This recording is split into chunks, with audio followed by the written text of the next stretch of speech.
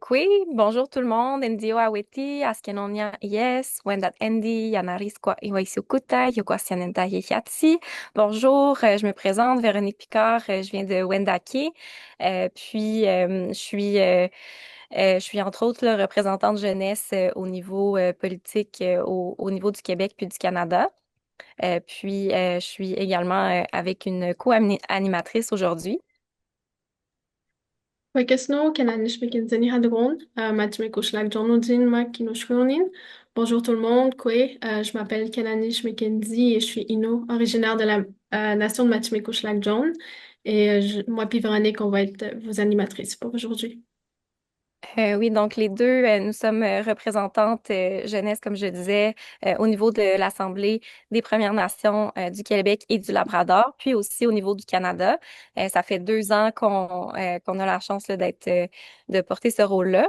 C'est ça, ça a été super instructif pour nous dans notre développement professionnel. On est vraiment on est super contente de pouvoir animer un événement justement pour les jeunes en plus, en lien avec le développement durable, vu que c'est des dossiers qu'on porte les deux dans nos différentes implications là, au niveau de l'environnement, de la protection des eaux, développement durable et tout ça. Donc, euh, donc voilà. On a aussi un invité spécial aujourd'hui. On va vous présenter notre invité, justement.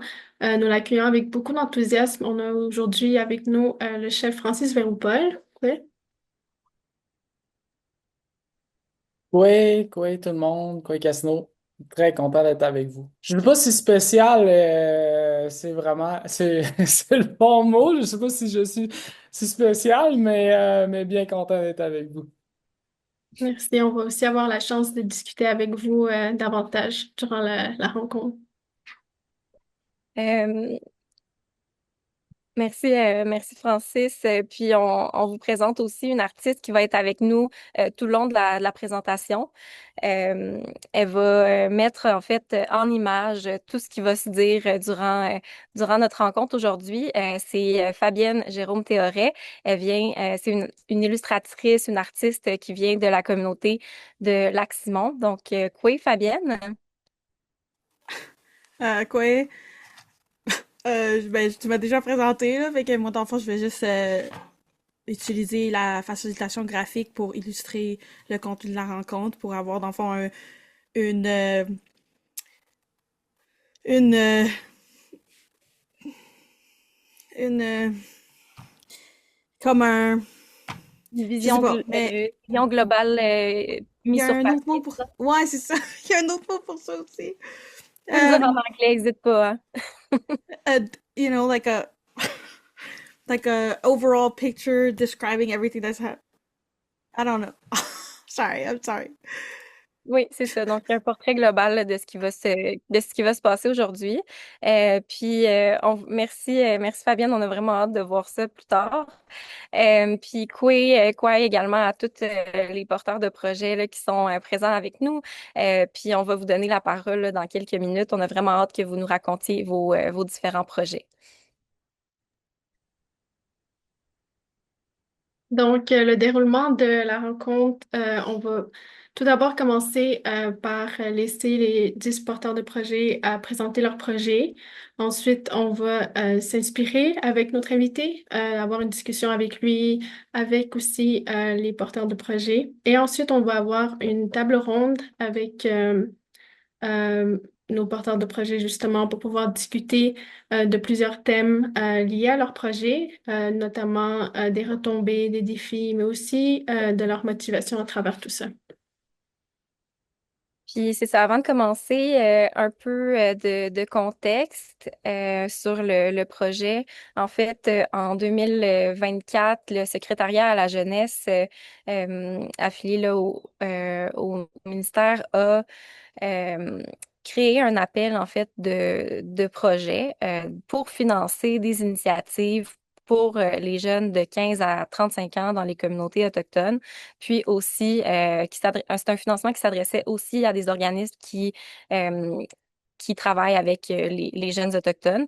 Donc, soit vraiment des jeunes dans leur communauté qui voulaient partir des initiatives ou des organismes là, qui œuvrent avec la jeunesse autochtone. Puis l'objectif, c'était vraiment d'aider ces personnes-là à entreprendre ou à poursuivre des actions en matière de développement durable. Donc, dans différentes sphères du développement durable comme l'économie, le territoire, le juridique, tu sais, le développement durable, ça peut prendre forme dans les différentes sphères de nos sociétés. Fait que c'était vraiment pour donner des outils, en fait, aux, euh, aux, euh, aux jeunes, puis des outils financiers.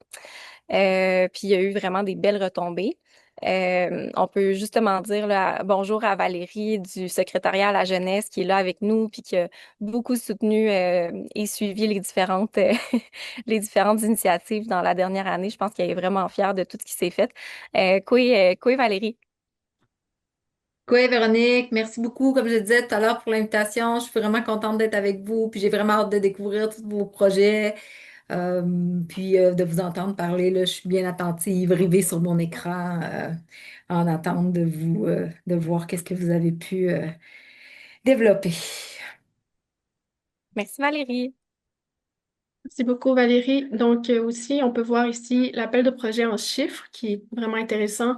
C'est 500 000 de financements qui ont été accordés à 10 projets qui a regroupé 7 nations à travers le Québec. C'est aussi plus de 550 jeunes qui ont été rejoints à travers les projets. Donc, c'est aussi pour le pourquoi qu'on veut célébrer les jeunes leaders de ces porteurs de projets aujourd'hui. Donc, c'est ça. Maintenant, c'est le temps de présenter ce qui a été réalisé dans le cadre de cet appel de projet-là. Donc, on donne la parole aux porteurs de projet. Vous avez environ 2 minutes par personne. Là, on n'a pas énormément de temps aujourd'hui, mais donc, c'est vraiment une première présentation de votre projet. Puis, un peu plus tard, on va pouvoir en parler un peu plus librement en profondeur. Donc, je sais que 2 minutes, là, ça peut paraître très peu pour ce que vous avez accompli, mais inquiétez-vous pas, on va pouvoir y revenir plus tard. Donc, c'est ça, vous pouvez vous présenter, dire votre nom, votre projet et les motivations là, qui vous ont euh, amené en fait à vouloir réaliser ce projet-là. Euh, voilà.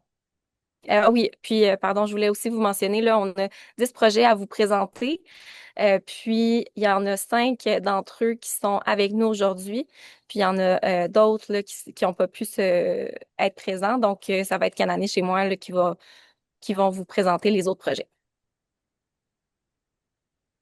Donc, on peut commencer avec Séjour Joséphine Bacon pour présenter votre projet.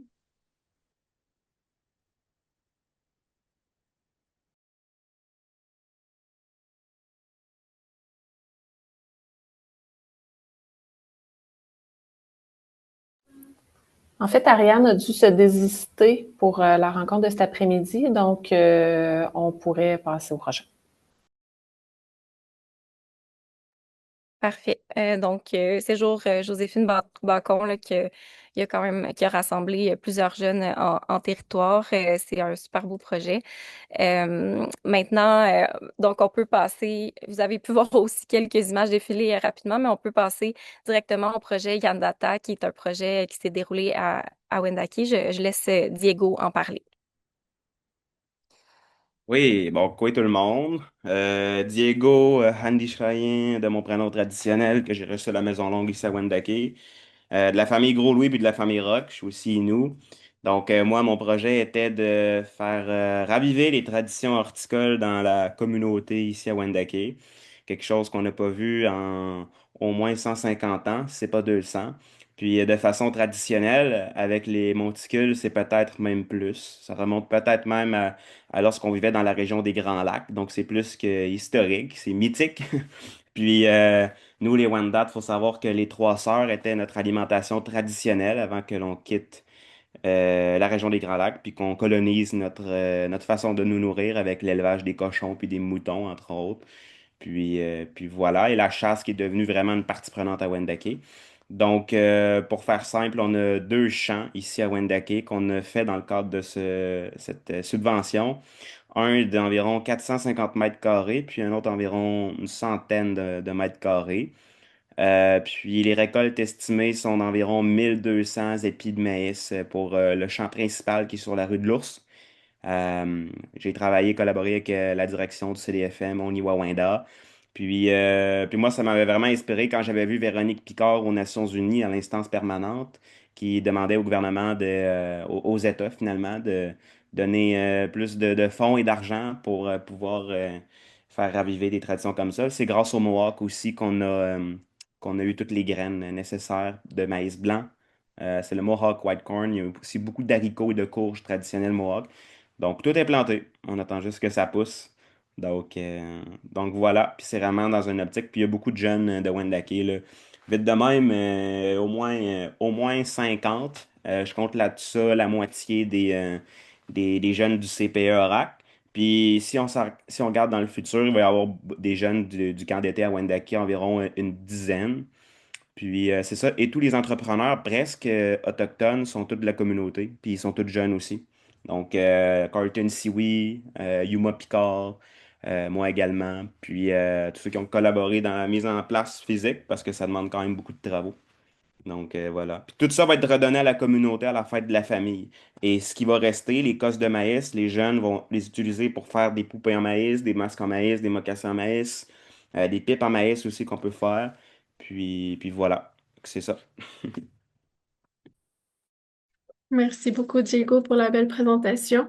Ça va être autour du projet, vraiment désolée pour la prononciation, mais je pense que c'est Nourheit. Oui, bonjour. Olivier, c'est mon nom. Donc, Nourret, Jeune Caribou. Nourret veut dire Jeune Caribou en Inuktitut. On est présent au Nunavik. Donc, on est un organisme qui offre des programmes d'intervention par la nature et l'aventure. On est présent surtout dans les écoles. Donc, la façon qu'on fonctionne, comme vous savez probablement, le Nunavik, c'est un territoire de 14 communautés qui sont non relié par un système routier. Donc, il faut absolument prendre l'avion pour s'y rendre à partir du sud ou d'une communauté à une autre. Donc, on deal beaucoup avec l'éloignement géographique. Donc, ce qu'on fait, c'est qu'on offre des programmes dans chacune des communautés. C'est parrainé par des bénévoles qui sont beaucoup présents dans les écoles. Donc, en gros, les activités qu'on offre, c'est tout le temps un prétexte, un contexte d'intervention, en fait, par la nature, l'intervention par la nature et l'aventure. Sur l'année scolaire, ce qu'on offre, c'est un programme de ski de fond qui les responsables d'équipes bénévoles proposent des activités à chaque semaine. Puis ça se conclut mars-avril, qui est le début du printemps au Nunavik. Et que les journées sont un peu plus longues, un peu plus chaudes aussi. On offre des expéditions sur le territoire de 5 jours en déplacement. On travaille toujours avec les guides locaux, donc des guides inuits. On a aussi des facilitateurs culturels aussi qui sont présents sur nos projets. Donc, suite à l'expédition, c'est un peu la conclusion du programme, le volet ski. Il y a aussi le programme Tout en fait, qui est un programme de jeunes leaders, donc des stagiaires qui s'impliquent de façon plus active, qui montrent plus de leadership que les autres participants au sein de leur équipe. Et avec eux, bon, on peut pas, c'est un peu difficile de rapatrier tout le monde en présence, là, parce que, bon, comme je l'ai dit, on peut pas faire en voiture, il faut prendre l'avion. Donc, on fait des meetings aussi mensuels avec eux, développement du leadership. On aborde d'autres sujets aussi qui les aident à progresser dans leur stage. Puis l'été, avec les participants, on fait une expédition aussi de canot camping. Donc, on descend des grandes rivières du Nunavik. On en a une qui commence à la fin de juin. On va descendre une grosse rivière qui termine à Kangirsuk. Donc, ça va être. J'y vais aussi, le fait que j'ai. J'en parle bien hâte là, de le faire. Et ben voilà, c'est ça. Donc, ben merci de l'invitation. Puis j'ai hâte d'entendre les autres projets. Merci beaucoup, Olivier, d'être avec nous. Puis le prochain projet qu'on va vous présenter, c'est un projet euh, qui s'appelle Inukroc.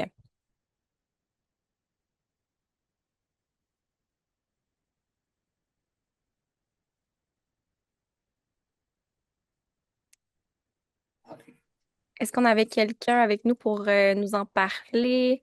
Ah, Sam Willy, est-ce que c'est toi qui nous vas nous en parler? Oh, Sam Willy, is Okay. it you that is going to talk to us about Inukroc today? Hello? Yeah?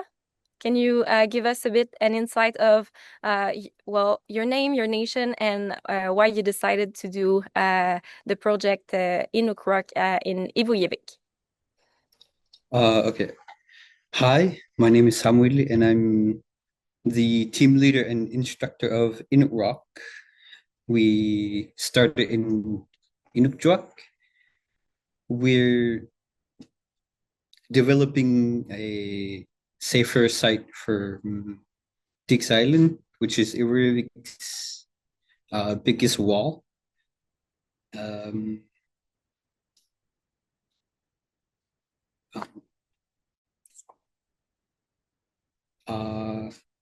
We're doing this to make everything more safe in Iwarevik and introduce them to climbing so they have more knowledge and be more safer while climbing, because they usually use an old rope from Co-op that is like the blue ones, the thin ones. So Tamusi Mangyo saw Tamusi Mangyo saw us from one of Inuk posts, I think, and he introduced us to this Iwarevik's biggest wall and everything about Iwarevik. Like, they used to do this back in the day, and they saw us like climbing, and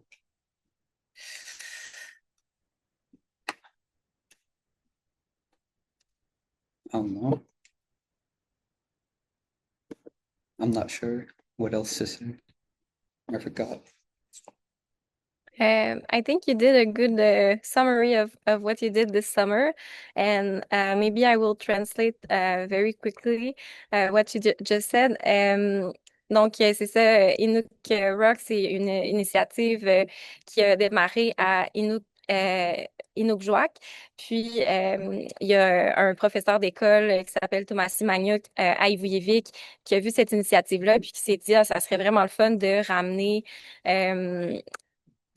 en fait l'escalade un peu plus chez les jeunes dans notre communauté parce que c'est une pratique ancestrale. À Ivujivik, il y a des grandes falaises où il y a des oiseaux migrateurs qui vont pondre des œufs. Donc, c'est ça. Historiquement, puis ça fait en fait vraiment longtemps que les gens à Ivujivik vont cueillir ces œufs-là pour les manger. Donc, c'est ça, Inuk Rock est allé cet été à Ivujivik là, pour défricher des parois d'escalade pour rendre le tout un peu plus sécuritaire parce que ceux qui le font en ce moment le font souvent sans corde. Donc voilà. Un projet vraiment inspirant. Merci beaucoup pour la présentation. La prochaine présentation de projet va être Learning on the Land.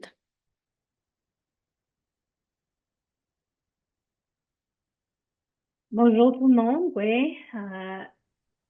Eloise Page, ni namigmawaj Listigut Leowi. Hi everyone, my name is Paige and I'm Mi'kmaq from Listigut. I'm the Mi'kmaq Cultural Coordinator for our education department, and I collaborated with our natural resources team to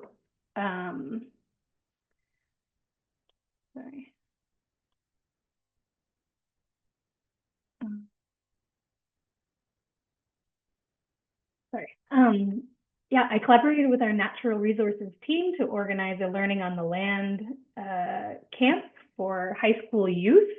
And so we did a 2-night camping trip in a location in behind our community in a wooded area. And we focused a lot on kind of just being out on the land and connecting to the land and connecting with each other, building relationships, building fire, cooking on the fire, learning from elders, learning songs, learning about ceremony, learning about plants and medicines, being out in the rain all weekend, And yeah, I think it was like a first initiative that yeah, we had a whole lot of ideas as to what we wanted to do. We envisioned a whole big program, but in the end, I think we did what we could, and it was a good start. And I think we'll keep going because I think our motivation is for sure, um, yeah, connecting with youth, bridging the gap between youth and elders, connecting to the land, building those relationships, and building strong leaders who are going to take care of the land, really. Merci. Merci Paige, thank you Paige. Je pense qu'elle vient de nommer un élément qui était quand même important dans les différents projets, là, de former des jeunes leaders qui allaient être en mesure de prendre soin du territoire. Je pense que dans tous les projets, on retrouve ça d'une certaine manière. Donc, on va passer au prochain projet. Euh, le projet vers une région de la biosphère du Péquagami. Donc, les porteurs de projet de ce projet-là ne sont pas là aujourd'hui. Ça a été mis sur pied par le Conseil des jeunes Péquagaminois de Machtoyats. Puis, c'est une initiative qui vise vraiment à mobiliser les jeunes de la communauté vers un modèle de gestion régionale en lien vraiment avec le développement durable. Puis leur objectif, c'était vraiment de viser le titre de région de la biosphère de l'UNESCO. Donc, c'est ça, c'est quand même un gros titre à obtenir. Donc, ça va être un projet qui va prendre qui va prendre quand même du temps. Mais comment ils voulaient accomplir ça, c'est justement en formant des jeunes leaders qui allaient être en mesure d'être en connexion avec le territoire par l'apprentissage des concepts de base au sujet de la protection des milieux naturels, l'exploration du territoire, des échanges et des discussions en groupe, mais aussi la transmission culturelle par les aînés. Je pense que ça aussi, c'est quelque chose qui est assez présent dans les différentes euh, initiatives. Donc, voilà, ça, c'est un des projets qui a eu lieu dans la dernière année également et qui va continuer.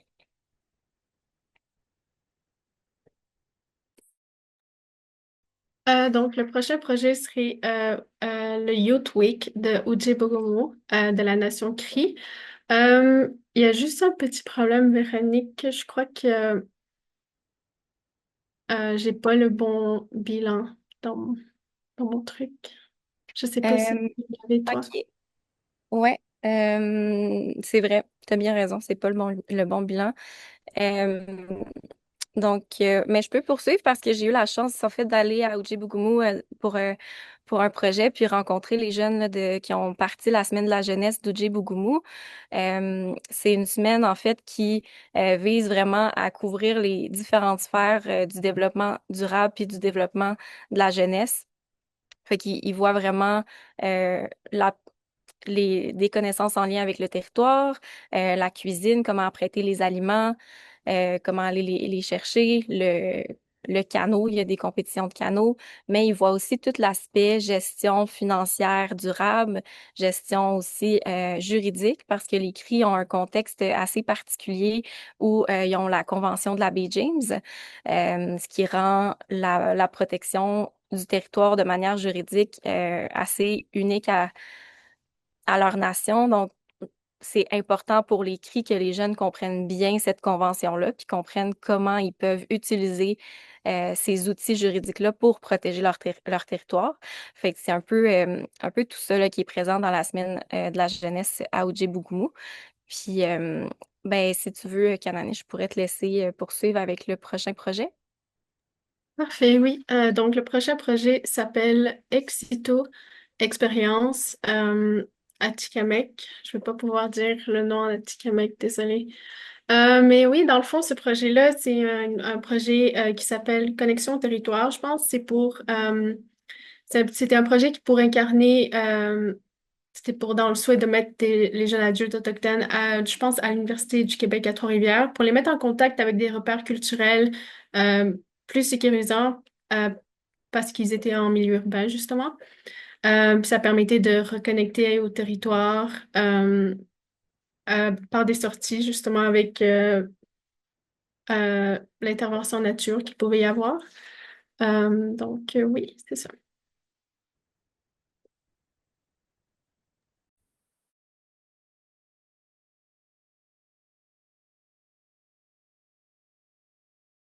Est-ce que tu voulais poursuivre avec le programme de développement du plein potentiel aussi?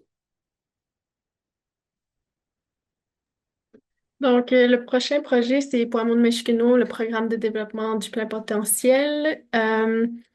Le projet propose d'offrir différents ateliers de formation, conférences sur divers sujets pour éveiller les jeunes et les sensibiliser aux réalités et enjeux qui les touchent. Ces contenus abordent notamment le contexte historique, politique, juridique, social et culturel dans lesquels évoluent les personnes autochtones, mais aussi les personnes allochtones. Les jeunes ont eu également l'occasion de rencontrer et s'entretenir avec des individus autochtones et allochtones qui représentent des modèles de persévérance et de réussite. Après, les participants sont invités à la fin à faire comme un séjour en territoire qui, je pense, est passé à Pessamit pour vraiment pouvoir acquérir les connaissances traditionnelles et modernes sur la vie en territoire. Puis Cananiche a déjà été aussi ambassadrice de Poimon Meshkenu. Puis le dernier projet qu'on a à vous présenter, c'est un projet qui s'appelle Olipogwat. Ça veut dire ça goûte bon en langue je sais jamais comment dire le bon mot pour la langue abénakise, mais en langue abénakise. Euh, Puis, c'est ça, c'est un projet qui a été parti par des jeunes de la communauté qui voulaient vraiment se reconnecter avec les aliments qui sont disponibles autour d'eux sur le territoire. Puis, ils voulaient eux-mêmes développer ces connaissances-là pour pouvoir les retransmettre ensuite à des jeunes, mais aussi aux différentes personnes dans la communauté. Puis, fait que tout au long du printemps, de l'été, de l'automne, ils cueillent tout ce qui peut se cueillir sur le territoire. Puis, ils vont aussi récolter là, du, euh, du poisson, en tout cas d'autres aliments, ils vont à la chasse.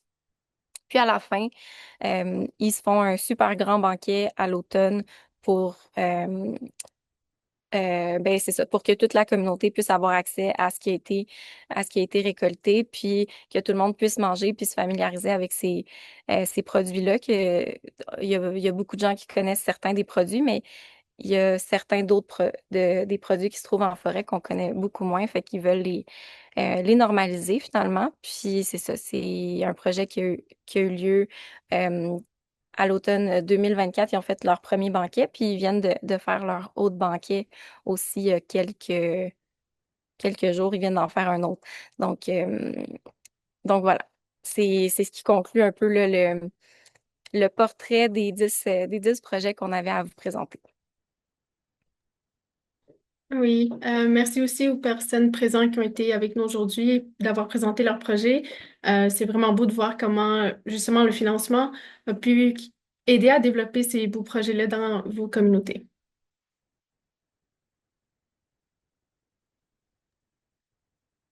On va poursuivre. C'est ça. Un des critères de sélection pour les projets, c'était vraiment le développement durable, comme on a mentionné dans différentes sphères. C'est ça, il y avait la sphère économique, la sphère environnementale, la sphère juridique, puis la sphère également socio-culturelle. C'est ça, c'est comme je l'ai mentionné un peu plus tôt, en fait, là, souvent quand on pense au développement durable, j'ai l'impression qu'on y pense vraiment en lien avec l'environnement puis la protection du territoire, mais au final, ça devrait s'appliquer dans tous ces aspects-là, puis même dans une société dans une société capitaliste, ben euh, ça devrait bien évidemment s'appliquer dans aussi notre vision de l'économie, puis dans notre vision de comment on réfléchit nos lois, comment on réfléchit nos entreprises. Fait que c'est ça, c'était vraiment pour que le développement durable soit vu un peu plus d'une manière holistique. Puis finalement, ben on a le chef, ben pas finalement, mais on a le chef Francis Véropol qui est avec nous aujourd'hui.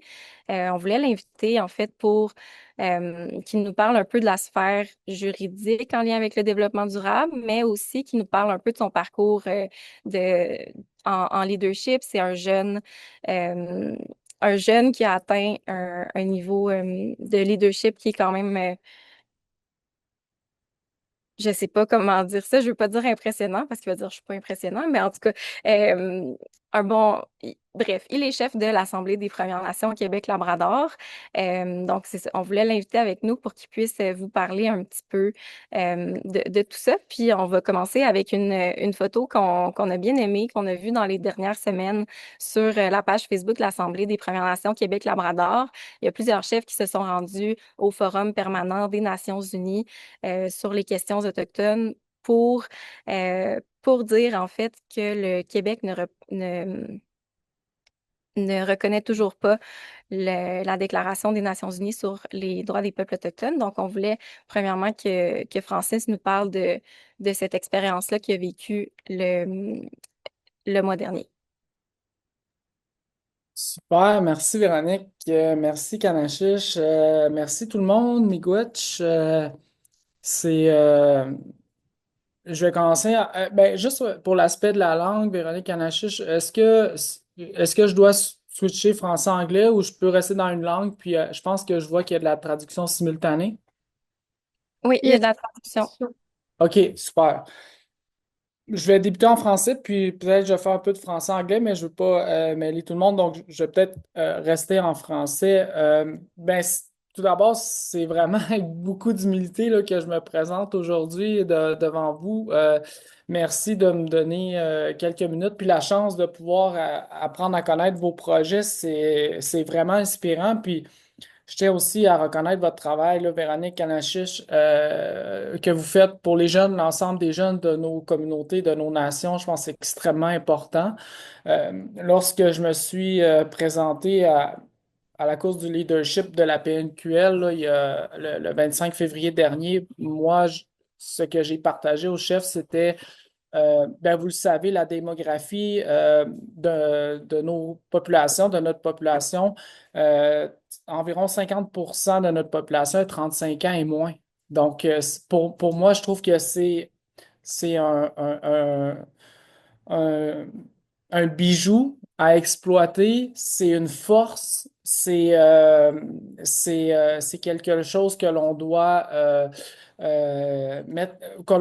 mettre en place des actions pour que nos jeunes puissent s'épanouir et atteindre leur plein potentiel et rêver grand. Je pense que c'est extrêmement important. Puis je pense que ça a fait écho, faut croire, auprès des chefs parce ils m'ont donné un vote de confiance. Puis, encore une fois, c'est avec beaucoup d'humilité que j'accepte ce nouveau rôle. Puis, rapidement, là, je vais revenir sur l'aspect de New York. Euh, la journée après les élections, il y a un ancien chef là, qui a été chef, grand chef de sa nation, qui est venu me voir puis qui m'a mentionné, écoute, Francis, tu viens d'être élu chef et tu es un leader et non un politicien. Puis moi, je trouvais que c'était exactement la vision que j'ai de mon rôle. Il y a des nuances entre être un politicien et un leader, notamment au niveau de certaines valeurs, puis aussi d'objectifs, de plusieurs objectifs. Et pour moi, je vais toujours travailler d'abord et avant tout pour notre jeunesse, pour nos populations, le présent. Mais le concept de développement durable, c'est un concept qui a un terme, disons, scientifique. Mais quand je regarde ça à tête froide, je prends un pas de recul, c'est aussi un concept qui, pour nous, a toujours fait partie de nos mœurs et de nos coutumes et de nos valeurs, de prévoir les prochaines générations, non seulement pour nous les êtres humains, mais également pour l'ensemble de l'écosystème. Je pense simplement à nos grands-parents, arrière-grands-parents qui allaient à la chasse et qui allaient, par exemple, pour piéger des castors. Lorsqu'ils après avoir pogné une femelle et un mâle, là, laissait le plan, cet espace-là, enlevaient leur piège et partaient ailleurs. Et, ou d'autres exemples, juste pour s'assurer que la faune puisse se régénérer et de prendre seulement ce qu'on a besoin. Même chose au niveau des lieux de chasse. Je pense que ces lieux de chasse, à l'époque, ils différaient. Il y avait une année où est-ce que nos ancêtres allaient à un endroit et et les années d'après n'y retournaient pas à cet endroit, sachant même s'il y avait encore, par exemple, des orignaux, laissaient la faune se régénérer. Puis, donc, c'est toujours quelque chose qui a été en nous. Donc, je me permettais de faire ce petit détour pour revenir à New York au niveau de notre représentation. Ça a été euh, la délégation la plus importante en termes de chef d'élus qui s'est présenté à New York depuis très, très, très longtemps, justement pour parler de la Déclaration des Nations Unies sur les droits des peuples autochtones. T'en faisais référence, Véronique, là, du concept de développement durable qui notre premier réflexe, c'est de penser au niveau environnemental. Et pour moi, c'est le premier réflexe que j'avais avant de me présenter aujourd'hui, mais il y a l'aspect juridique. Où est-ce que la PNQL, je pense qu'on est appelé à jouer un rôle. Puis on parle beaucoup de réconciliation, là, vous le savez même mieux que moi, là, l'aspect de réconciliation dans les dernières années, où est-ce qu'il y a eu beaucoup d'emphase, notamment depuis le rapport Comité Vérité-Réconciliation, le CVR, euh, où est-ce que il y a eu beaucoup d'initiatives au niveau de la réconciliation économique. Je pense que ça a définitivement ses bénéfices. Ça a beaucoup de positifs. Mais il y a comme une non pas une limite, je dirais, mais je pense qu'il y a comme un autre step à aller chercher en version de nos droits. Il faut continuer dans cette réconciliation économique parce que pour moi, réconciliation économique, je ne sais pas là, si vous allez être d'accord avec moi, mais euh, au niveau lorsqu'on fait référence à l'autodétermination, c'est s'auto-gouverner, adopter nos propres lois, adopter nos propres modes de gouvernance, mais ça veut dire aussi s'éloigner de la dépendance étatique. Et comment s'éloigner de la dépendance étatique? Bien, je pense qu'il faut créer en quelque sorte notre propre richesse pour ne plus dépendre des programmes gouvernementaux. Donc, là, ça rejoint l'aspect de réconciliation économique. Et là, c'est toujours je trouve, c'est toujours de trouver l'équilibre entre cet aspect de développement économique, mais d'abord et avant tout, l'aspect de protection de l'écosystème, de la biodiversité, etc. Donc, je pense que nous, en tant que Première Nation, c'est de notre responsabilité d'avoir à assurer cet équilibre entre ces divers aspects. Euh, pour revenir à la réconciliation législative, pour moi, c'est fondamental. On le vit actuellement, vous savez, là, les gouvernements provinciaux et fédéraux, on ne peut pas ne pas avancer en étant totalement refermé sur nous-mêmes. Je pense que c'est un écosystème qui fait partie de nos vies et avec laquelle on doit gérer et avancer pour les futures générations, pour le futur de nos nations. Donc, on ne peut pas faire fi que les gouvernements provinciaux et fédéraux adoptent des lois qui ont des impacts euh, sur nos droits, sur nos cultures, sur nos territoires, sur nos langues. Donc, c'est pour ça que j'amène l'aspect de réconciliation législative, où est-ce que, en tant que gouvernement, en tant que, je vais me référer à un outil canadien, là, qui est la Constitution, où est-ce qu'on est protégé par l'article 35, où est-ce que nos droits ancestraux et titres sont reconnus. Euh, on a un statut distinct en tant que Première Nation. Donc, comment est-ce que ces différents projets de loi-là sont adoptés sans notre consentement et sans également qu'on ait un rôle prépondérant à jouer dans ces différents aspects. Donc, moi, c'est quelque chose qui me tient vraiment à cœur et je trouve que l'aspect de réconciliation économique permet ce levier-là, permet ce levier de venir jouer dans cette sphère juridique, euh, qui m'amène à New York, à la Déclaration des Nations Unies sur les droits des peuples autochtones, qui, pour moi et pour l'ensemble des chefs, on les entendait devrait être la base de nos relations avec les gouvernements? Ou est-ce que cet outil international, ou est-ce que cet outil international qui a été adopté par un projet de loi au niveau du Canada et qui s'en est suivi un plan d'action qui est reconnu, qui est en œuvre, mais qui comporte son lot de défis, bien, se doit d'être, comme je le mentionnais, la base de tout, notamment au niveau de la consultation, du consentement préalable libre et éclairé. Et on joue présentement à deux niveaux. Au niveau des paliers gouvernementaux, je viens de nommer au niveau fédéral, mais au niveau provincial, la DNU-DPA n'est pas reconnue. Il y a des motions qui ont été adoptées pour la reconnaître, mais une motion, ça n'a pas nécessairement une portée très, très forte au niveau juridique et surtout pas de la mise en œuvre de la DNU-DPA. Donc, moi, je m'engage dans ce chemin de réconciliation législative. Je pense qu'en tant que KPNQL, on peut jouer un rôle important à ce niveau-là. Et tout ça, je dis tout ceci en ayant toujours en tête l'aspect d'autonomie et de souveraineté,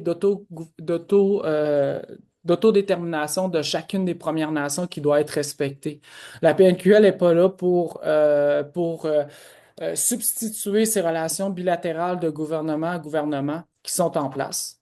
C'est plutôt un véhicule où est-ce qu'on vient discuter de nos enjeux collectifs, ou est-ce que l'on vient discuter de l'aspect de nos droits? Je pense qu'au niveau, il y a un consensus au niveau des différentes nations où est-ce que nos droits ancestraux et nos titres devraient être la base, qu'ils soient reconnus.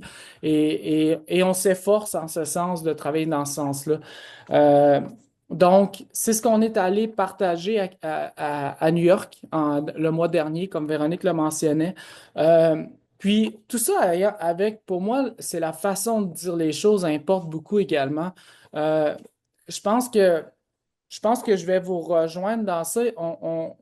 Notre génération, je ne suis pas très loin de l'aspect jeunesse, là. J'ai 38, je viens d'avoir tout juste 38 ans, là, donc j'espère, je pense être encore près de la génération jeunesse. Je suis comme entre les diverses générations et j'aime travailler en, bien sûr, relevant des enjeux tels que la non-reconnaissance de la DNU-DPA, mais aussi en apportant des solutions, des solutions qui seront bénéfiques pour, oui, nous d'abord et avant tout, les Premières Nations, mais qui vont être bénéfiques pour l'ensemble de la société. Puis moi, c'est le message que je tiens à apporter en tant que chef de la PNQL. Euh, je sais pas si, j'espère que ça va vous rejoindre. J'espère que c'est ça, que ça, non pas, je dirais pas inspiré, mais que ça vous parle, parce que pour moi, c'est extrêmement important. Vous êtes les leaders de nos communautés. Vous êtes le futur de nos communautés. Vous êtes, je l'ai dit d'entrée de jeu, vous êtes extrêmement inspirant. Et à la PNQL aussi, ma vision de la PNQL, c'est d'être un vecteur d'opportunités. Je veux qu'on crée des opportunités pour la jeunesse, pour l'ensemble des populations, bien sûr, mais pour la jeunesse à laquelle je faisais référence tantôt, où est-ce que notre démographie est extrêmement jeune. Puis c'est aussi le message que j'ai partagé. Je me compte extrêmement chanceux là, au niveau personnel d'avoir eu la chance d'avoir une famille qui m'a supporté, qui m'a aimé, qui m'a fait rêver grand. Vous savez, c'est pas une question toujours de moyens financiers, c'est une question je pense d'abord et avant tout d'amour et de pouvoir justement avoir la chance de voir grand et le support de ma communauté qui a toujours été extrêmement présente là, dans tout ce que j'ai pu entreprendre. Et je sais que je parle dans mon nom personnel, c'est mon parcours, là, mais je sais que c'est le cas pour plusieurs d'entre vous. Euh, Puis je pense que justement, pour revenir à l'aspect de vecteur d'opportunité, moi, c'est grâce à ce support-là, mais aussi d'abord avant tout grâce au fait que j'ai été connecté à ma culture, au territoire dès mes premiers instants de vie. Moi, mes grands-parents sont nés en forêt et ça a toujours été extrêmement proche. Puis pour des raisons que je ne m'étalerai pas, là, historiques que vous connaissez, il y a eu une coupure de la langue à ma génération. Moi, je suis le plus vieux de mes cousins. Euh, Malheureusement, ben, j'étais le deuxième. Ma cousine plus vieille est décédée du cancer à l'âge de 25 ans. 25 ans. Donc, ben, je suis le deuxième plus vieux parce que c'était la plus vieille. Et, mais nous, notre génération, on a perdu la langue. On ne parle pas la langue actuellement, mais on a toujours été extrêmement près de la culture, extrêmement près de nos pratiques. Et je me suis engagé également à tenter de revitaliser cette langue et surtout, moi, de l'apprendre. Mais aussi, là, récemment, papa, je veux que mon fils puisse parler la langue. Ça, c'est extrêmement important. Donc, peut-être, j'espère que je ne m'égare pas trop là, où est-ce que je vais, mais pour revenir, c'est ça, au niveau des opportunités, c'est en ayant une identité forte, en étant fier, en rêvant grand, en, puis il y a façon de le faire tout ça en étant d'être fier, ça ne veut pas dire d'être arrogant, d'avoir la tête haute, d'avoir les épaules droites. Il y a façon de l'avoir sans être arrogant. C'est juste que tu as confiance en toi, tu sais où ce que tu vas. Puis ça, c'est grâce à des identités fortes. Puis ces identités fortes-là, souvent sont directement liées à nos cultures, à nos traditions, à nos langues. Et je nous encourage fortement à continuer ces diverses initiatives là, qui vont dans ce sens-là. Et encore une fois, là, peut-être je sais, on s'était pas parlé avant, Véronique et Canal Chiche, là, je sais pas s'il y avait plusieurs questions. J'espère que j'ai pas pris trop de temps là, sur une question. Mais merci beaucoup. Merci beaucoup, Francis. Je ne sais pas si vous aviez le temps pour une dernière petite question. Tout à fait, C'est oui. vraiment rapide, là. Mais vous avez entendu puis écouté un peu les présentations des porteurs de projets aujourd'hui. Est-ce que vous pourriez nous définir pour vous, c'est quoi un bon leadership puis comment on peut garder notre motivation malgré les défis? C'est une excellente question. Je pense qu'il y a beaucoup de styles de leadership. Euh, je pense qu'il y a plusieurs styles de leadership qui sont totalement valables. C'est à nous de choisir ce qui nous revient et ce qui fait notre affaire et ce qui nous rejoint dans nos valeurs et dans notre personnalité aussi. Tu vas avoir des leaders qui sont un peu plus vocaux. Tu vas avoir des leaders qui vont choisir le chemin de l'éducation à l'extérieur de la communauté, qui vont vouloir atteindre d'aller chercher un cégep, un diplôme collégial, un diplôme universitaire. Tu as d'autres leaders qui vont être plus liés au territoire, à nos langues. Je pense que c'est un mix de tout ça qui fait en sorte que nos nations vont être extrêmement solides. Et encore une fois, comme je mentionnais, pour moi, il n'y a pas un style de leadership qui est plus avancé ou meilleur qu'un autre. Je pense que c'est une question de valeur. Je pense que la base d'un leader, c'est quelqu'un qui est rassembleur, qui ne mettra pas. En tout cas, je vais parler peut-être au niveau du leadership, notamment de la PNQL. euh, Où est-ce que pour moi, là, puis c'est quelque chose aussi que j'ai pu apprendre à travers le sport, mais je pense que ça nous rejoint aussi au niveau des Premières Nations, où est-ce que notre ego ne passe pas avant la collectivité. Euh, puis je reviens à ce concept de développement durable. C'est exactement ça.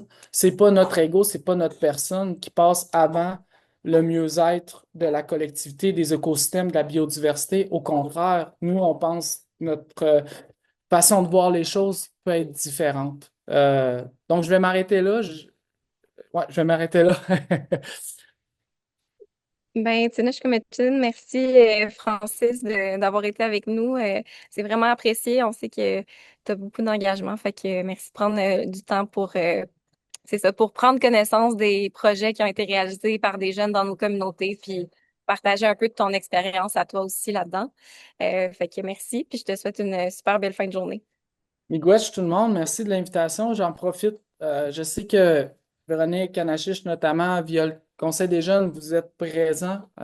Vous avez une voix à la table, à la table des chefs, à l'Assemblée des chefs. Je pense que c'est extrêmement important que vous soyez là et que vous, les jeunes, si vous voulez venir, c'est ouvert à l'ensemble, c'est des assemblées publiques et des projets inspirants comme ça, je pense que ça pourrait être éventuellement venir être partagé à l'ensemble des chefs. Mais bon, je voulais juste mentionner que vous aurez toujours votre voix à la table. C'est extrêmement, c'est essentiel en fait pour la suite. Donc, merci Miigwech, puis bonne journée tout le monde. Niaut. Bien, merci. Euh, on peut maintenant passer à retourner voir Fabienne, qui peut nous présenter un peu justement elle en est rendue où dans son processus là, d'illustration. Fabienne, est-ce que tu es prête à nous présenter ça? L'export a bien fonctionné? Well, I've been taking a lot of notes, so I'm mostly this is quite a short meeting, even though there's so much content. So I had most of my time is spent taking notes. Usually my process is taking notes and drawing at the same time, but due to time constraints and also this is so interesting to me, I'm trying to listen as much as I can. So I'm gonna show you basically the sketch that I showed the participants at the beginning just for the recording and also to kind of we'll see the drawing grow as I go.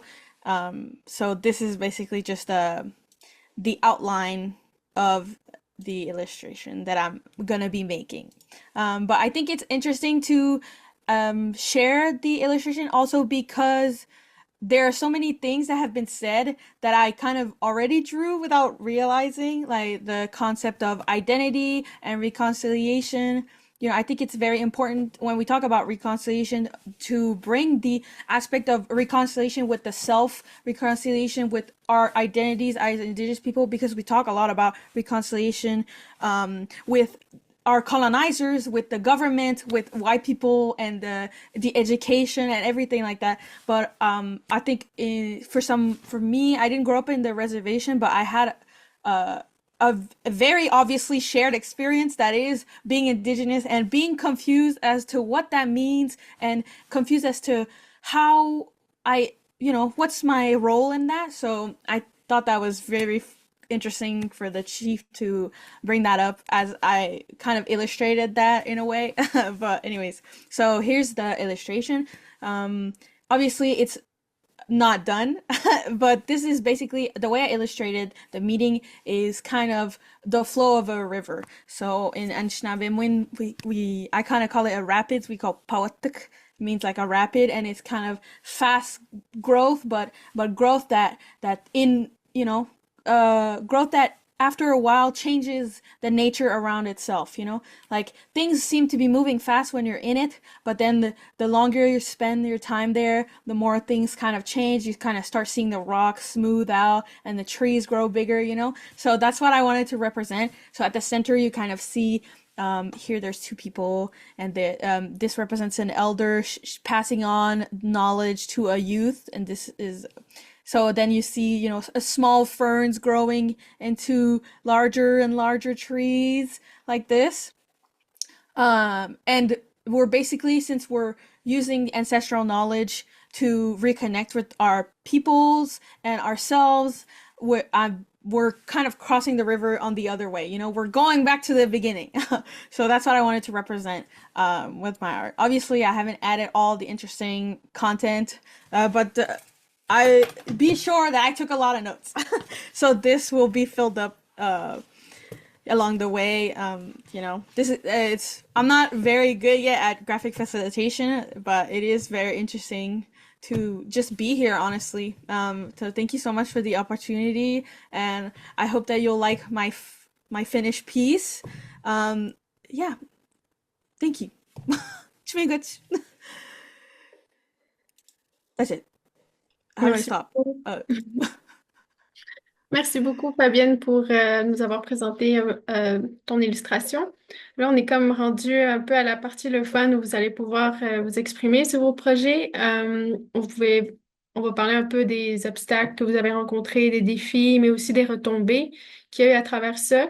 Puis notamment aussi de comment vous envisagez l'avenir de votre projet. Donc, on peut commencer par les défis, les apprentissages, puis ça peut être vraiment une discussion entre les porteurs de projets aussi.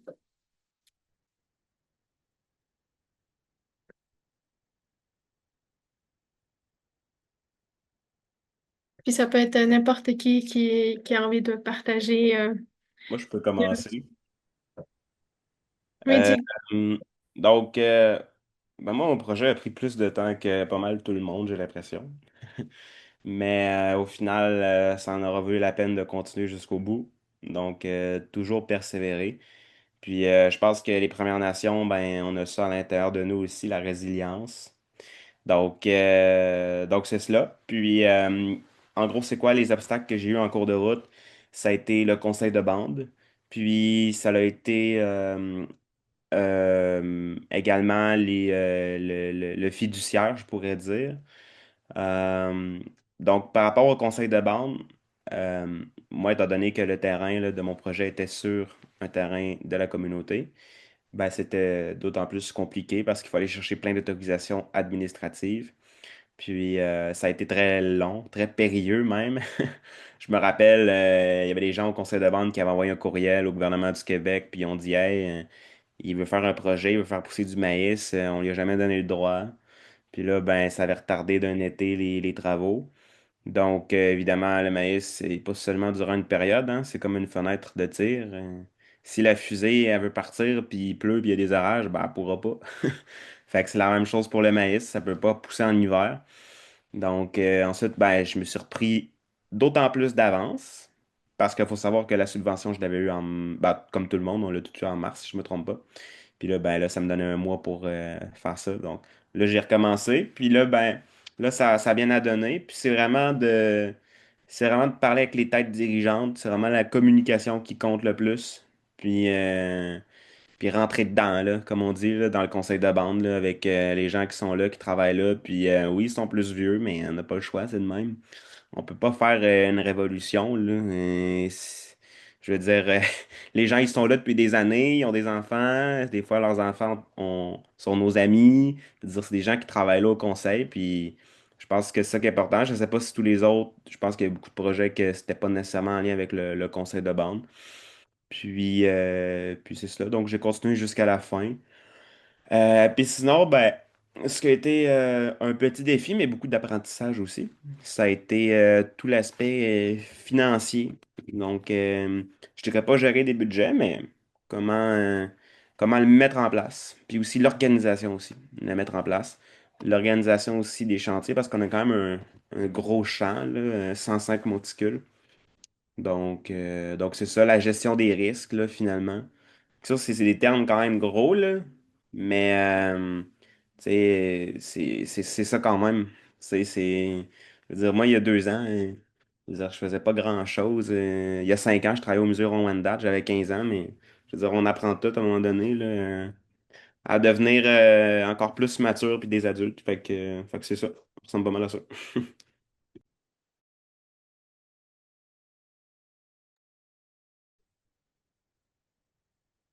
Merci Diego. Est-ce qu'il y a quelqu'un d'autre qui aimerait partager là, on est comme entre porteurs de projets. Fait que si vous voulez, là, c'est vraiment le moment d'échanger un peu sur les apprentissages que vous avez eus chacun de votre côté. On l'a dit, là, c'était un projet qui a financé qui a été présent dans 7 nations différentes, là. Fait que vous avez clairement des réalités différentes, mais en même temps aussi similaires parfois, là. Fait que je pense que ça peut être le fun d'entendre un peu vos témoignages sur vos expériences puis d'échanger. Donc, si jamais il y a quelqu'un d'autre qui a envie là, de partager. Je peux y aller. Pour Nora et Jean Caribou, ben, j'expliquais on est au Nunavik. J'expliquais aussi tous les défis qui sont en lien avec les transports, les déplacements. Bon, il y a l'éloignement, puis aussi la météo qui complique tout le temps le déplacement des communautés. Fait que c'est sûr, ça, c'est un défi majeur auquel il faut faire face. Puis, tu sais, nous, on fait quand même des projets qui sont de grande envergure. Donc, tu sais, on fait déplacer des jeunes de différentes communautés.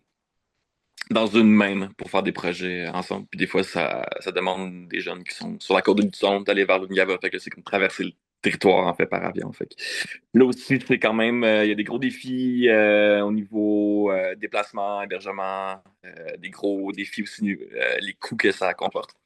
Fait que c'est sûr que ça, pour nous, ça demande un défi. C'est quand même un beau, c'est comme un défi intéressant au niveau coordination, logistique, au niveau aussi calendrier. On travaille beaucoup avec comme j'expliquais, avec les écoles. Donc, quand nos projets peuvent avoir lieu, vu qu'on réunit des écoles qui n'ont pas nécessairement le même calendrier scolaire pour les relâches, de faire comme c'est vraiment un casse-tête là. Fait qu'en fait en ce moment je suis au Kamilogami en Mauricie puis c'est notre meeting d'équipe, on s'est réunis ici là, pour comme discuter planifier l'année qui commence puis le bloc juste de comme placer nos expéditions puis nos moments dans l'année ça prend une demi-journée là, tu sais, juste pour faire ça parce qu'il y a beaucoup de défis de faire de coordonner les dates, trouver des moments qui fonctionnent. Mais c'est des défis qui sont quand même intéressants. Sinon aussi, un autre challenge qu'on a, c'est comme on passe beaucoup par des bénévoles, tu sais, il y a une grosse partie du travail avec mon équipe. Là, en fait, on a différents rôles dans l'organisation. On est 7 là, au final. Tu sais, on n'est pas si gros. Puis on est trois à vraiment travailler sur tout ce qui est opération, coordination des programmes en tant que tel. Là, ce qui est vraiment activité offerte aux jeunes. Puis, c'est que je m'en allais avec ça. Ah oui, c'est ça. Vu qu'on travaille avec des bénévoles aussi, tu sais, il y a comme ce qu'on veut offrir, tu sais, ce qui serait comme dans l'idéal qu'on voudrait offrir aux jeunes en termes de programmation, en termes de séquences d'intervention, en termes de suivi. Tu sais, sur papier, on a un truc qui est comme hyper développé, mais après ça, on a comme. Tu sais, notre force et aussi notre limite, en fait, là, qui est comme le responsable d'équipe qui est bénévole. Fait que, je veux pas dire la qualité là, de ce qui est livré, mais comme à quel point nos objectifs puis nos bases, peut-être missions, puis le cœur du programme est livré dans une communauté, ça va vraiment dépendre de l'engagement de nos bénévoles. Fait que ça demande quand même pas mal d'encadrement de notre part. Mais comme son bénévole, ben, tu sais, il y a quand même une certaine limite à ce qu'on peut comme, imposer puis demander. Fait que ça aussi, je dirais comme la gestion d'une équipe qui est pas une équipe de salariés, mais qui est comme beaucoup des enseignants en fait, dans les écoles qui le font comme en dehors de leur tâche d'enseignement comme bénévoles. Ça aussi, c'est quand même un petit défi des fois. Là, il faut quand même être gentil avec eux parce que ben, c'est quand même grâce à eux que nos projets ils sont possibles. C'est quoi? Je dirais que c'est comme les deux pas mal en jeu. Puis tu sais, les apprentissages de ça, ben, c'est sûr que nous, on a comme tellement d'apprentissage pour comme comment faire dérouler des projets d'envergure au Nunavik. On a comme développé une comme pas pire expertise. Là. Ça fait 10 ans en fait qu'on existe, là, qu'on fait ces genres de projets-là, tu sais, au Nord. Fait qu'on est quand même rendu pas pire, là. On pourrait pratiquement ouvrir une agence de voyage, là, tu sais, quoi. Pour comme booker des billets d'avion, de l'hébergement, puis faire des séjours. On est rendu pas mal, une bonne expertise.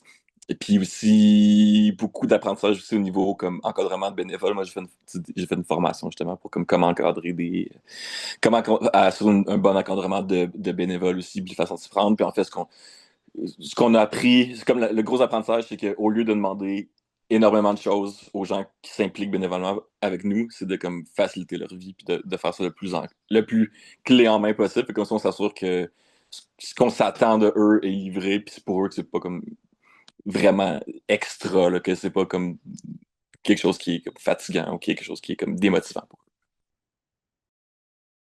J'ai la prétention que mon projet est quand même assez gros dans ma communauté, puisque ça fait quand même longtemps qu'on n'a pas pratiqué ça, puis c'est quand même une horticulture qui va donner beaucoup de récoltes. Puis aussi, ce que je suis fier, c'est que je suis accompagné d'un archéologue, PhD docteur, Yves Chrétien, qui travaille, ça fait 26 ans avec la Nation, qui a donné au moins 10 ans de cours d'été, ben des cours d'été, pas des matières académiques comme chez les Blancs, là, chez les Allochtones, mais littéralement nos maintiens des traditions durant l'été ici à Wendake.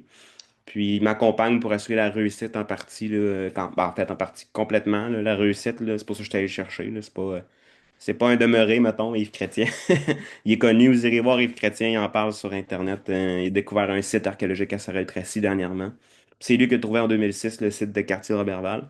Sinon, ce qui me rend fier, ben, c'est ça, c'est que les gens s'intéressent au projet, puis que les gens posaient des questions, posaient des questions, puis tu sais, c'est petit une communauté, hein, puis moi, quand j'étais à l'événement du conseil il y a quelques jours, quelques semaines, ben, c'est ça, là, le grand chef était au courant, puis son attaché politique aussi. Pourtant, moi, je leur avais rien dit. Fait que sûrement que dans les rencontres au conseil de bande, les directeurs avec la chefferie politique, ben, ça dépend de chaque conseil, mais en tout cas, il dort des rencontres. Là, je suis pas au courant de tout non plus. Mais c'est ça qui me rend fier, c'est que les gens en parlent, puis que aussi, c'est vraiment ça aussi, c'est que ça va redonner à la nation finalement. C'est ça l'affaire. C'est que ça va. C'est comme. C'est comme ça. C'est en train de germer finalement, mais tu sais, au final, ça va finir que les gens ils vont savoir en fin de compte que c'était nos traditions. Parce qu'il y a beaucoup de gens qui sont dans l'inconnu, qui ne le savent pas finalement. C'est sûr, je veux dire, quand on est revenu à Wendake, c'était particulièrement l'élevage des cochons puis des moutons qu'on faisait. Puis ensuite, ben, la chasse, puis nos droits avec la chasse, c'est sûr que c'est passé en dessous du radar. C'est normal, là, mais c'est pas une raison de l'oublier pour autant. Donc c'est ça. Puis de savoir aussi qu'à la fête de la famille à Wendake, notre communauté, au lieu de manger du maïs jaune, ça va être du maïs blanc. Fait que c'est ça. Voilà. Merci, Diego. Ben oui, moi, j'ai hâte le maïs blanc, là. C'est comme quelque chose que j'aimerais vraiment goûter, puis même faire de la farine de maïs blanc, puis en tout cas, c'est des perles à explorer dans les prochaines années. Puis Olivier, de ton côté, de quoi tu serais le plus fier avec le projet? Je dirais pour nous, pour l'organisation, ça serait tu sais, vraiment une croissance là, à travers les années. Là, comme je dis, ça fait 10 ans qu'on est présent dans les écoles. Moi, j'étais là au début. Je suis monté dans la communauté de Oumiac sur Lutzon il y a 10 ans comme enseignant. Puis j'étais impliqué de façon bénévole au sein du projet, puis de l'organisation. Puis c'était vraiment petit, là, puis comme, ça n'aurait pratiquement rien à voir avec l'organisation qu'il y a maintenant. Tu sais, il n'y avait pas vraiment d'équipe de coordination. C'était pas, je vais pas dire broche à foin, là, mais c'était pas aussi organisé que ça peut être maintenant. Puis aussi, juste au niveau comme présence dans les communautés, tu sais, ça a commencé à Kuujjuaq, sur l'Uniava. Puis c'était présent, tu sais, moi j'ai parti le projet au MIAC sur Luçon, il y avait peut-être Kuujjuaq aussi qui l'avait, tu sais, fait que c'était comme peut-être dans cette communauté que vraiment c'était offert. Puis maintenant, tu sais, 9 ans plus tard, c'est comme on n'est pas dans les 14 malheureusement parce qu'on trouve pas. Il y a des communautés qu'on n'arrive pas à trouver de responsables d'équipe bénévoles pour faire les projets. On est quand même tu sais, dans 12 communautés sur 14. Puis on offre quand même la possibilité, tu sais, aux autres communautés d'avoir d'autres projets ou de participer comme d'autres façons au programme. Donc, je dirais de couvrir, ben, d'offrir la possibilité aux 14 communautés d'avoir des participants, d'avoir des projets qui sont dans 12 des 14 communautés. On a un programme, le programme Nourette qui est au secondaire, qui est le programme de ski. Puis on a le programme Initiation aussi qui permet à des jeunes troisième cycle, là, fait que les plus vieux du primaire, à faire aussi un programme qui ne mène pas à une grosse expédition comme le programme Nourette, mais quand même qui propose des activités hebdomadaires. Fait que juste en termes de participation, on voit que c'est croissant chaque année, le nombre de programmes, le nombre de jeunes qui sont impliqués. Puis là, ça tombe bien parce que je viens de faire les stats de programme, on avait notre meeting d'équipe, mais on voit aussi que c'est le fun de voir que le nombre de jeunes est croissant, mais ce qui est vraiment le fun aussi, c'est de constater que comme la moitié de nos participants, c'est des participants qui ont déjà fait le programme comme pour 2, 3, 4, 5 ans, fait que c'est une rétention. Fait que, tu sais, pour nous, vu qu'on a un programme d'intervention, puis tu sais, on a une visée comme tu sais, éducative, une visée d'acquérir un certain bien-être au travers de notre programme, que les participants participent sur plus qu'un an, pour nous, c'est comme l'idéal. Euh, Fait que ça, vraiment, c'est comme super réussite pour nous. Puis aussi, tu sais, il y a une croissance. J'ai moins parlé, là, mais on a comme un troisième programme aussi dans l'organisation, qui est le programme ICART8, que lui, il n'est pas affilié avec les écoles, il est vraiment plus comme affilié avec comme services sociaux, pour du référencement de jeunes qui ont des problématiques au niveau dans leur vie, en fait. Fait que c'est vraiment comme ciblé vers ces adolescents-là, ces jeunes adultes-là. Puis on offre des programmes encore intervention avec une visée peut-être un peu plus thérapeutique qu'on offre l'été. Concrètement, il y a une expédition de kayak sur le vers Coxoac à Coudjouac. On offre aussi habituellement un projet de construction de cabines, que malheureusement ça ne marchera pas cet été, mais qu'on va faire l'été prochain avec Inukroc à Ivouivik. Fait que ça aussi, tu sais, c'est comme des super projets. Fait qu'on arrive à rejoindre tu sais, une clientèle ou tu sais, des gens qui sont pas nécessairement comme dans le système scolaire ou qui sont pas comme dans la boucle nous ride tout de suite, mais on réussit quand même à avoir ces gens-là, tu sais, de, comme, avec d'autres partenariats, puis d'offrir des programmes qui sont comme plus adaptés pour ces besoins-là. Fait que pour moi, c'est comme c'est super là, qu'on réussit à avoir, tu sais, comme ça dissocier un petit peu la commission scolaire des écoles, puis qu'on réussit à avoir comme une visée plus grande en fait que ce qu'on était comme organisation au début. Puis finalement, tu sais, le programme tout de suite aussi de comme développer une communauté de leaders, ça c'est vraiment cool. Tu sais, on a des jeunes, des participantes qui ont fait comme 4 expéditions de canot. C'est quand même une grosse expé tough. Là. Tu sais, moi, j'en ai fait pas mal, c'est ça difficile, mais d'avoir des jeunes tu sais, qui se dépassent. Puis qui vont acquérir comme un leadership, qui vont acquérir des expériences de vie qui sont quand même tu sais, incroyables dans nos projets qui restent, qui reviennent, qui réinvestissent, qui coachent d'autres participants de la communauté qui ont moins de leadership, moins d'expérience, qui reviennent dans nos programmes. Puis aussi, ces jeunes-là, comme on les appelle mensuels, puis sont impliqués directement dans l'organisation d'expéditions, fait qu'ils prennent des décisions en lien avec l'itinéraire, le choix des menus, fait qu'ils sont vraiment impliqués comme au cœur des décisions qu'on va faire. Fait que je trouve que comme c'est vraiment cool. C'est vraiment super. Puis là, cette année, habituellement, habituellement, comme par le passé, moi j'ai fait ça va être ma 4e expédition. Puis on le fait, tu sais, moi je suis à l'Octone, puis c'est comme, habituellement, on travaille avec comme un guide ou une guide professionnelle qui est souvent à l'Octone aussi, tu sais. Puis là, cette année, on a embauché une guide de Iqaluit qui a de l'expérience en canot aussi, fait que je trouve que c'est vraiment bien qu'on va avoir comme une guide aussi qui va assurer comme, c'est plus juste pour le côté sécurisation culturelle d'avoir quelqu'un ici, issu d'une communauté inuit, ça va être comme une grande plus-value. Puis idéalement, cette personne-là va pouvoir me remplacer, tu sais, comme si ça se passe bien, comme si vraiment comme à 100 à l'aise. Moi, j'aimerais ça l'année prochaine que je sois en place puis je dis, regarde, j'en ai assez fait, là. C'est toi maintenant qui prend le lead. Ça, pour moi, ça serait comme. C'est pas encore. Je peux pas dire que c'est fait encore, mais pour moi, ça serait comme vraiment une belle réussite l'année prochaine si je peux céder ma place. Puis que ce soit des gens de la culture, les gens des Inuits qui prennent le relais comme, du leadership du programme. Là. Ben oui, c'est ça. Puis je pense que c'est quelque chose que vous avez en commun aussi avec Inuk Rock, là, le désir que ça soit vraiment comme les jeunes des communautés qui finissent par être les leaders de tout ça. Puis c'est tout à votre honneur aussi. Mm. Euh, Je ne sais pas si on avait le temps pour peut-être une dernière question qu'on pourrait répondre vraiment rapidement pour Diego et Olivier, mais comment vous voyez un peu le futur de votre projet? Est-ce que vous avez comme une idée? Oui. Ben moi, je le vois comme étant un projet périn. Puis, je ne sais pas si vous voyez en ce moment mon image. Est-ce que vous voyez? Que j'essaie de vous montrer. Ah, là, je vois plus rien. Attendez. Donc, regardez. Fait que, c'est notre champ.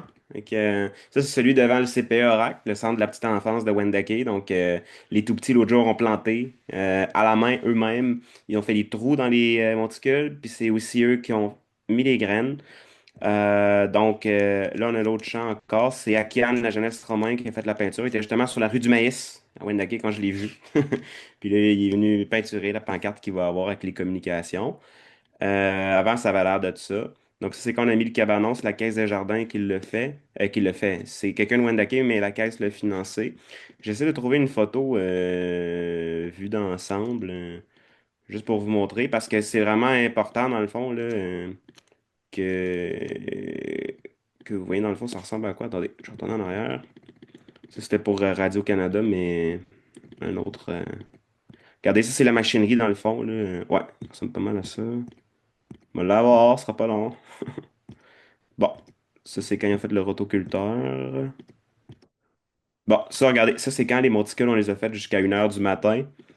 Je vais finir par là. Bon, voilà. Fait que là, vous avez une belle image, 105 monticules.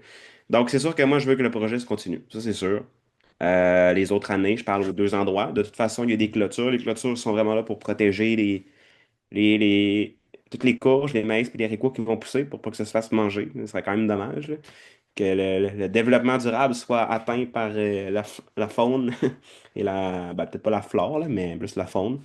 Puis sinon, ben, moi je suis quelqu'un quand même qui est visionnaire, puis qui croit qu'on peut faire des grandes choses. Puis je sais pas si vous voyez derrière, mais il n'y a pas grand monde au courant non plus. Même pas le conseil, je ne l'aurais pas dit parce que il aurait viré sur le top, là. J'étais allé voir M. Paquet derrière. J'ai parlé avec M. Paquet pendant 45 minutes.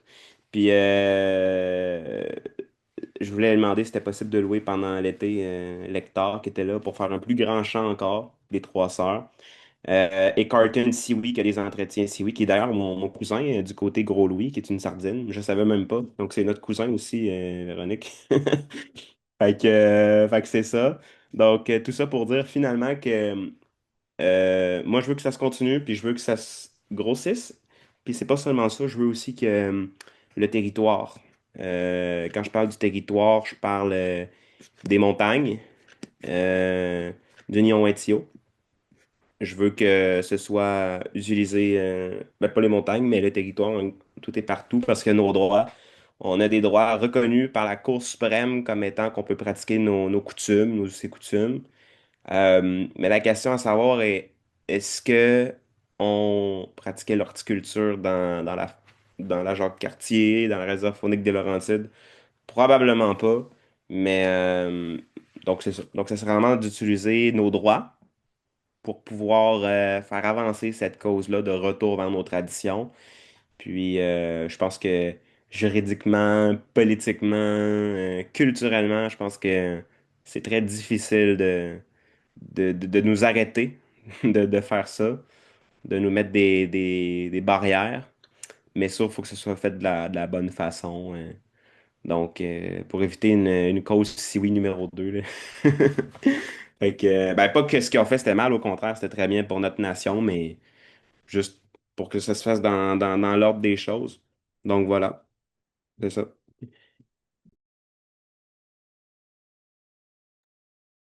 Merci Diego pour le partage, puis aussi les photos. C'était vraiment cool de voir tout ça, puis de voir que c'est vraiment, ça se concrétise. Olivier, ton côté, je sais que tu avais parlé un peu du futur, puis comment que tu entrevoyais ça, mais euh, est-ce qu'il y a comme des trucs que tu aimerais ajouter par rapport à tout ça? Ouais, ben pour le futur, tu sais, c'est sûr que nous, tu sais, on a une offre de programme qui est quand même stable puis récurrente. Fait que, tu sais, pour ce qui est du programme nous ride dans le programme scolaire de ski, lui, on a vraiment des bases solides, fait on va continuer, tu sais, à l'offrir sans trop révolutionner. Tu sais, on va offrir encore le programme annuel sur l'année scolaire, puis les trois expéditions régionales. Pour le programme Tout de Suite, on va le remanier un peu la façon de faire. Il y a tout le temps été un peu comme dans l'ombre. Nous règles, en fait, c'est comme tu sais, notre programme de ski, c'est lui qui draine pas mal comme toutes nos ressources humaines. Puis, en fait, moi, je vais comme chapeauter ce programme-là l'année prochaine. J'ai le rôle de coordonnateur de programme, mais je vais avoir un peu plus comme main mise sur le programme Tout de Suite. Puis la raison, c'est juste je vais être la personne attitrée pour pouvoir justement comme y mettre plus de temps pour le développer. Puis concrètement, ce que ça va représenter, ça va être comme une séquence de stages qui va être comme être bonifiée. Vraiment une progression aussi au niveau des acquis apprentissages. Tout le temps dans l'optique de comme créer des leaders, créer le leadership chez nos participants. Fait une séquence sur 2 ans pour tout ce qui est comme implication dans les communautés. Puis l'expédition de canot aussi, en fait, qui fait partie du programme Tout de Suite. Là. Je ne vais pas vous mélanger là, avec du jargon en interne puis de notre structure, là, qui est des fois un peu dur à suivre. Mais en gros, l'expédition de canot, qui est aussi créée comme une séquence sur 3 ans. Que dans l'expédition, les jeunes, il va y avoir comme des objectifs d'avoir des acquis, tu sais, des compétences autant techniques que des compétences humaines. Développement du leadership aussi. Fait que, au lieu de la façon qu'on s'y prenait par le passé, c'est que tu sais, on offrait comme un contexte d'apprentissage, puis on espérait que les participants cherchaient comme le maximum justement d'apprentissage de leur expérience, mais là, on va vraiment comme créer des outils, le mettre sur papier, puis structurer un petit peu plus pour être sûr qu'il y a une progression, puis que ça ressemble plus à un vrai stage qu'une activité avec un contexte d'apprentissage. Là. Je sais pas si c'est clair. Mais c'est ça, comme restructuration du programme. Puis aussi, il va y avoir des nouveautés. Plus en lien avec le programme Icartuit. Icartuit, ça signifie là où le caribou va traverser un plan d'eau. C'est le terme Icartuit, c'est en Inuktitut. Puis à ce niveau-là, aussi, il y a une coordonnatrice spécifiquement pour Icartuit, qui est comme une nouveauté dans notre organisation. Puis ce qui est vraiment cool, c'est que ça mène à du développement puis comme des nouvelles offres de services. Fait que je vous ai expliqué, il y a le kayak, l'expédition de kayak qui va rester. Cabine l'été prochain à Ivy-Yvik. Puis en plus de ça, on va travailler avec Rayakut, qui sont à Iqaluit, qui sont des gars, deux, trois gars, je suis plus certain, qui font la construction de kayak. Donc on va les inviter probablement à Coudjouac. C'est souvent là qui est le plus facile de créer des trucs qui sont plus événementiels. Puis enfin, on va offrir comme aux gens de la communauté un kayak building project, fait que la construction de kayak de façon, j'ai tendance à dire traditionnelle, là, le plus traditionnel en fait, j'imagine qu'ils peuvent le faire avec les matériaux qui sont disponibles. Et ça, c'est un nouveau projet. Il va y avoir comme d'autres projets un peu aussi qui sont plus ponctuels, fait comme des grieving camps, fait que des camps qui portent sur le deuil, d'autres activités sur le territoire plus portées comme sur la famille, fait que le lien comme participant avec les parents. Fait que ça aussi, c'est comme des projets qui sont un peu plus ponctuels dans l'année. Fait que là encore, l'offre de service qui va être bonifiée là, au sein des différentes communautés. J'ai parlé beaucoup de Kuujjuaq, mais il y a des différents projets qui se déroulent encore dans différentes communautés, là, autant sur le côté de Lungava que sur le côté de l'Utah.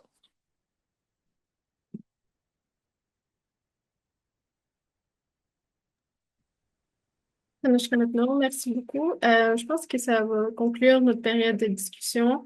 Étant quelqu'un qui a vraiment les enjeux du territoire à cœur, moi, je trouve tous les projets qui ont été présentés aujourd'hui vraiment inspirants. Je sais que euh, un peu la connexion qu'on a au territoire, ça apporte un grand bien-être aux jeunes. Donc, de voir tous les projets qui ont été réalisés, c'est vraiment inspirant. Merci beaucoup. On aimerait aussi remercier les partenaires qui ont été là aujourd'hui, euh, Valérie, et les invités, notamment comme Francis qui est venu nous parler un peu aujourd'hui aussi. Avec moi, je sais pas si- Ben oui, merci tellement aux porteurs de projets d'être venus nous présenter vos projets. Sincèrement, c'est vraiment le fun de voir tout ce qui s'est passé, puis comment juste un peu de soutien peut faire fleurir des méga belles choses. Tu sais, tous les projets sont vraiment comme méga inspirants, puis de voir les photos de Diego tantôt, tu sais, ça m'a touchée plus particulièrement parce que c'est dans ma communauté aussi. Euh, je trouve ça Oui, vraiment la rue. de voir c'est ça, qu'on peut voir plus grand, puis peut-être que c'est ça la force aussi de la jeunesse, puis du, de donner une place aux jeunes pour prendre leur place puis leur leadership, tu sais, c'est peut-être de défoncer quelques barrières, tu sais, Olivier mentionnait que de leur côté, ben, ils sortent un peu des commissions scolaires, Diego de sortir un peu des cadres, du conseil puis des réglementations en place. Tu sais, peut-être que c'est un peu ça aussi qu'on peut amener, une vision dans notre vision, les jeunes. Puis je trouvais ça super inspirant de vous entendre. Fait que merci. Merci de nous avoir partagé tout ça. Oui, puis je pense que les projets aussi qui ont été présentés aujourd'hui, c'est la grande preuve que le leadership jeunesse un peu est importante, surtout dans nos communautés. Donc, je pense que dans les prochaines années, ouais, je pense qu'on verra plus de projets aussi. Donc, c'est vraiment aussi le fun que ce soit dans le concept de développement durable. Je trouve que c'est des belles initiatives, puis qu'il y a un potentiel vraiment énorme dans l'avenir pour le leadership jeunesse. Ouais.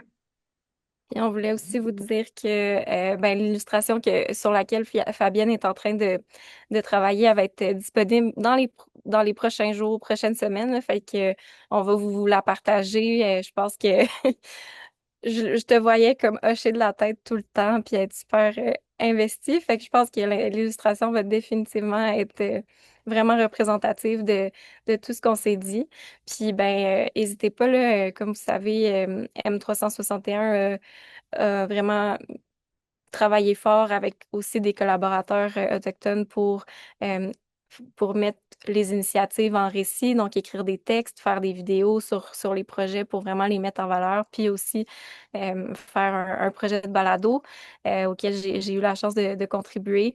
C'est quatre épisodes de balado qui sont disponibles sur audio qui présentent les initiatives, donc n'hésitez pas à les partager si vous voulez aussi faire rayonner vos projets, puis aussi les projets des autres qui ont, qui ont fait ce même parcours-là un peu en même temps que vous, mais dans des endroits différents du Québec.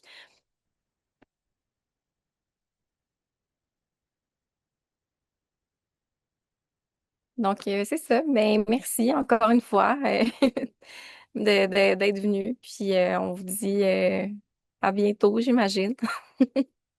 Puis, continuez, hein, on a hâte de voir la suite.